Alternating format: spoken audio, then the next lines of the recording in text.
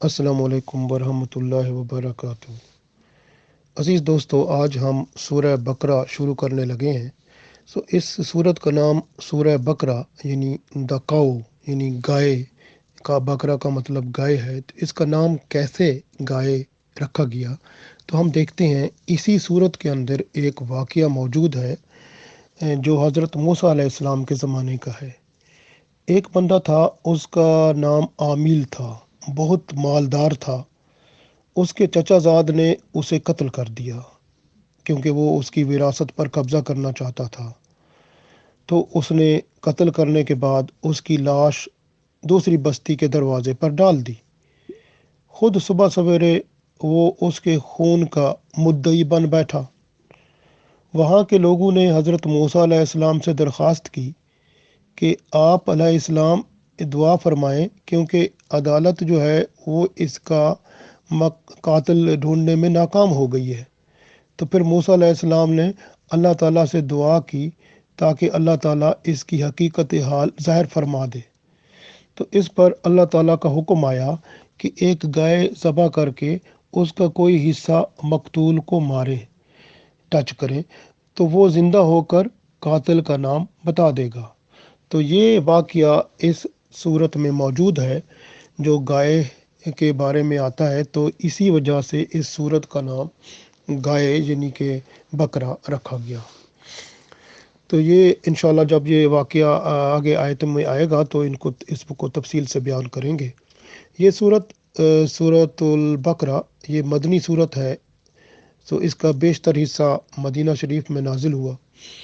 286 आयतें हैं। कुरान पाक की सबसे लंबी सूरत है और इसमें 1000 अल्लाह के एहकाम यानी हुक्म मौजूद हैं और 1000 बातों से मना किया गया है और 1000 आगे की ख़बरें हैं, जैसे जन्नत दोज़ख की ख़बरें, मुख्तलिफ़ किस्म की इसमें ख़बरें दी गई हैं, खुशखबरियाँ हैं जैसे। तो इस तरह से इसके अंदर 1000 ख़बरें मौजूद हैं।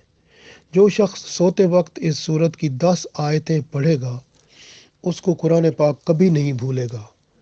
10 आयतों में 4 आयतें अव्वल की, फिर आयतुल कुर्सी और 2 आयतें आयतुल कुर्सी के बाद की, फिर 3 आखिरी आयत।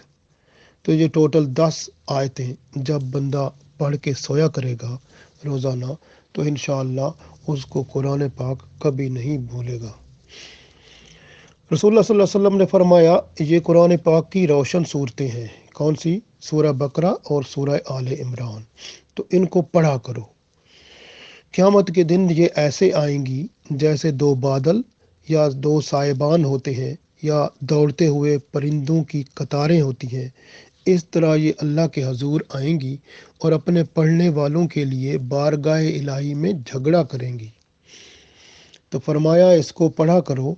इसका पढ़ना बायस बरकत है और इसका छोड़ना बायस हसरत है। जादूगर के जादू भी नहीं चल सकते। गोया इसके पढ़ने वाले पे जादूगर के जादू नहीं चल सकते। दुश्मन के खौफ के लिए भी इस सूरत को पढ़ा जाए तो अमन मिलता है। बीमारियां हों, चीचक हो, खसरा हो और कोई बीमारी हो, पढ़ के उस पर दम किया जाए तो अल्लाह ताला की रहमत से बीमारी शिफा में बदल जाती है। तो अल्लाह ताला की रहमत से बंदे को उस बीमारी से छुटकारा मिल जाता है। सूरह बकरा की आखिरी 2 आयत रात को पढ़ के बंदा सोए तो आप सल्लल्लाहु अलैहि वसल्लम ने फरमाया, ये हर आफत मुसीबत के लिए काफ़ी है। जे बाज़ लोग ये कहते हैं कि ये काफ़ी से मुराद ये भी है कि अगर रात को मर जाए तो वो उसको जन्नत में यही 2 आयतें ही ले जाएंगी, क्योंकि इतनी काफ़ी हो जाएंगी उसके लिए। तो रात को सोने से पहले कोशिश करें कि इन 2 आयतों को, जो आखिरी 2 आयतें हैं इस सूरत की, आमन और रसूलों से लेकर काफिरीन तक, आखिरी 2 आयतें पढ़ने की आदत बना लें। आप सल्लल्लाहु अलैहि वसल्लम फरमाते हैं कि हर चीज़ का एक कोहान होता है। जिस तरह ऊँट का कोहान होता है ना, तो इसी तरह हर चीज़ का एक टॉप लेवल होता है। तो कुरान पाक का कोहान जो है वो सूरह बकरा है। जिस घर में ये सूरत पढ़ी जाती है शैतान उस घर से भाग जाता है। सूरह बकरा को पढ़ना बरकत का ज़रिया है और छोड़ना खसारा और हसरत का बायस है।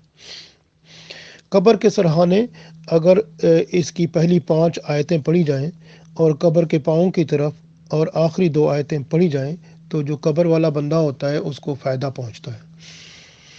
جو اس رات کو جو اسے یعنی اس سورت کو رات کو پڑھتا ہے تو اگلی 3 راتوں تک وہ محفوظ ہو جاتا ہے، کیونکہ شیطان سارے کے سارے چلے جاتے ہیں، اللہ کے فرشتے آ جاتے ہیں اور شیطان اس گھر میں 3 راتوں تک آ ہی نہیں سکتا، اور نہ اس کا کوئی بندہ آ سکتا ہے، نہ جادو ہوتا ہے۔ تو اسی طرح اگر کوئی بندہ رات کو پڑھے گا، اس دن کو پڑھے گا، تو 3 دن تک اس گھر میں نہ کوئی شیطان آئے گا اور نہ کوئی شیطان سے منسلک یعنی جادو ٹونا یا کوئی ایسی چیز کچھ بھی اثر نہیں ہوگا۔